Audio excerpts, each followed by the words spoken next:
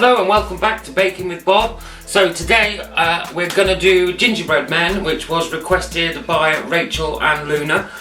So thanks for that request. I believe it's on your school homework for this time of COVID. So yeah, let's get started. So what we will need today is...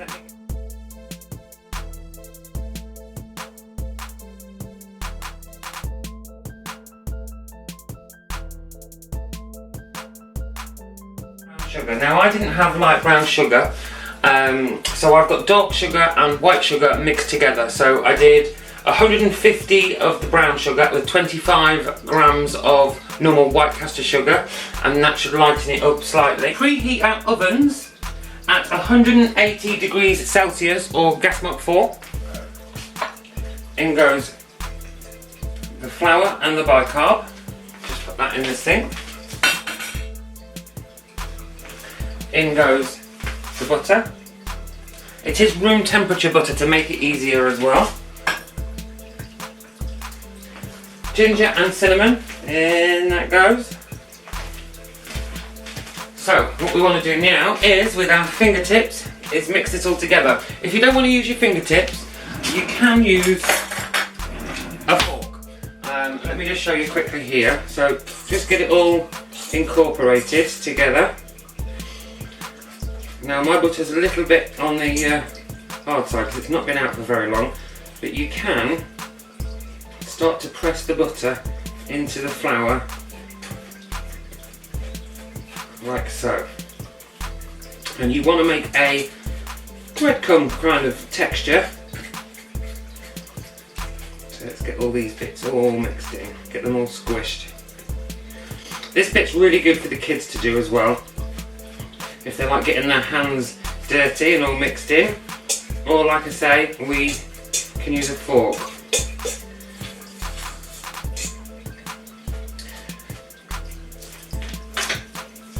So if you're going to do it with your hands, lift up, rub and sprinkle until it's all incorporated. Try not to make too much mess as well. Less mess, less cleaning. So once you can't feel any butter lumps left, that's when you know you're about done. So next, washed my hands. Next we're going to add our sugar. So again, normally light brown sugar, but you can do that mix if you haven't. We want 4 tablespoons of golden syrup. Now you can measure it onto your spoon, or you can guesstimate. Let's do it onto the spoon to make sure, because baking is a science. So there's 1.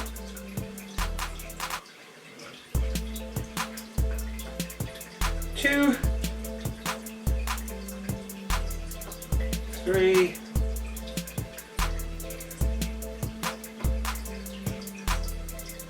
4.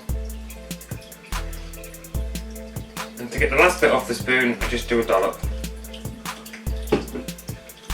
And then we're going to mix that all in together with the egg as well. So let's get our egg. Little tip, always crack an egg into a separate bowl, because if you get any shell, it's not too late to go and get the shell out. There we go, that was lucky, no shell at all. What I like to do as well is just give the egg a bit of a whisk up, just to incorporate it all in together. And tip it in.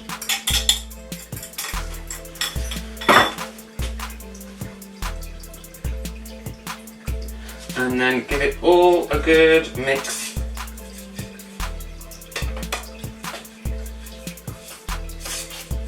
I should have used my big wooden spoon for this, but hey ho. You just want to get it all incorporated to make a nice dough.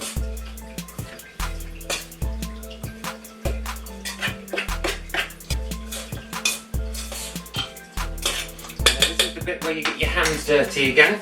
So hands into the bowl and squash the mixture together until you get a nice ball of pastry, cookie dough.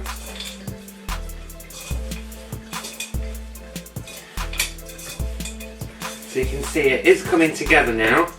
Just a little bit on the crumbly side, but just keep squeezing, turning, mixing, squeezing, and eventually it will all come together.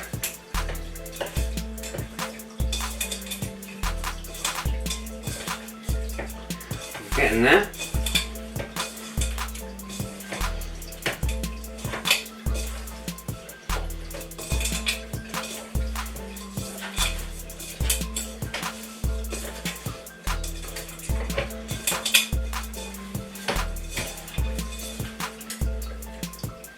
And then, as you can see, we now have one ball of dough. So next, what you want to do is you want to get some flour and put some flour on your surface ready for rolling. So you want a nice sprinkle of flour to just your work surface to stop it from sticking. And then another tip is to grab your rolling pin, a little bit of flour on your hand, and just dust the rolling pin too to stop it sticking to the rolling pin. And then get your nice ball of gingerbread man dough, gingerbread person, and we want to roll this out to about 1 centimetre.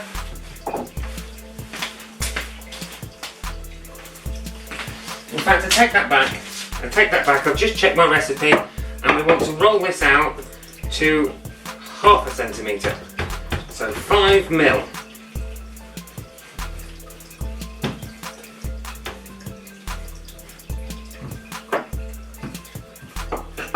Another tip to stop it from sticking, which I didn't do and I should have, was to lift and roll it round. But what I'm going to do, because I forgot and it stuck to the work surface, which is absolutely fine, you just grab your ball again, re-flour your surface,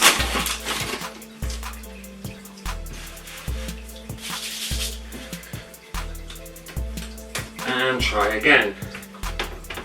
So, roll, turn, roll, turn, roll, turn. There we go.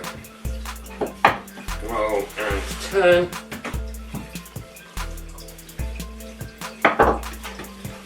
There we go, we're not sticky now. And there we go. I think we're about the right size. Ooh, a little bit came off there. So next, cookie cutters. Now as you can see, we've got generic gingerbread man, baby gingerbread person, a star, and a Freddo mould. Let's see what happens. Okay, so, one step I forgot. Baking tray, bit of parchment, and away we go.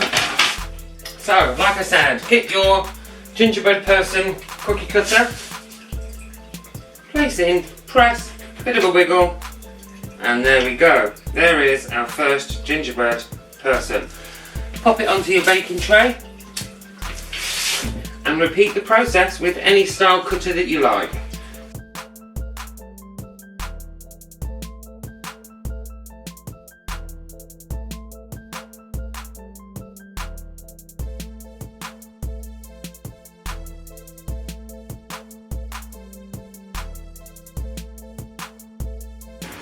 So then, once you have cut out all your gingerbread creations, we want to pop these into the oven, like I said, 180 gas mark 4 for about 15 minutes, unless it's a fan assisted like mine, and then they'll be ready in about 12, because it does cook to a hotter temperature.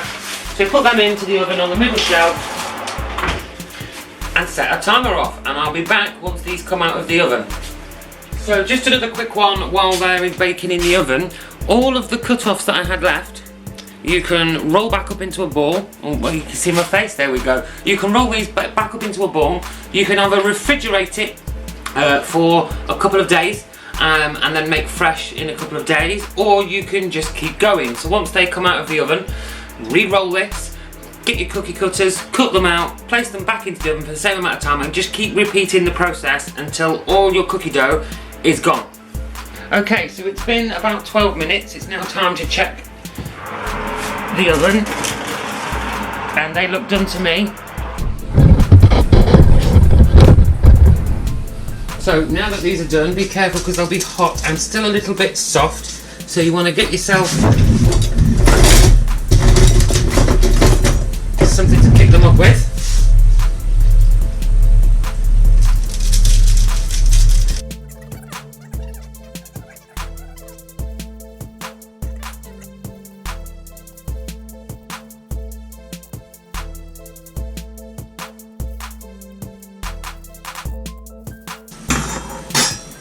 So then, let's get the next load in.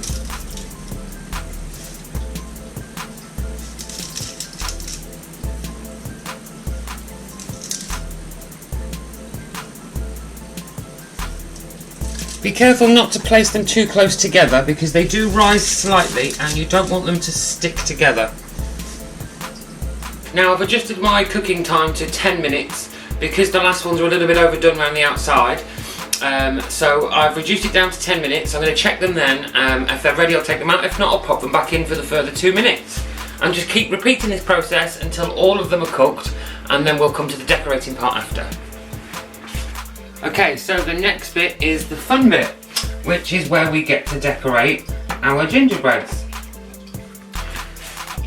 So as you can see, I've got some different types of icing, writing icing, some sprinkles, some chocolate Smarties for buttons, some other types of bits and bobs of sprinkles and little stars and chocolate chips. Now this is, you can use absolutely anything you've got at home to do this, so gumdrops, for my gumdrop buttons, Smarties, M&Ms, marshmallows, homemade icing, absolutely anything you like at all. So let's get started.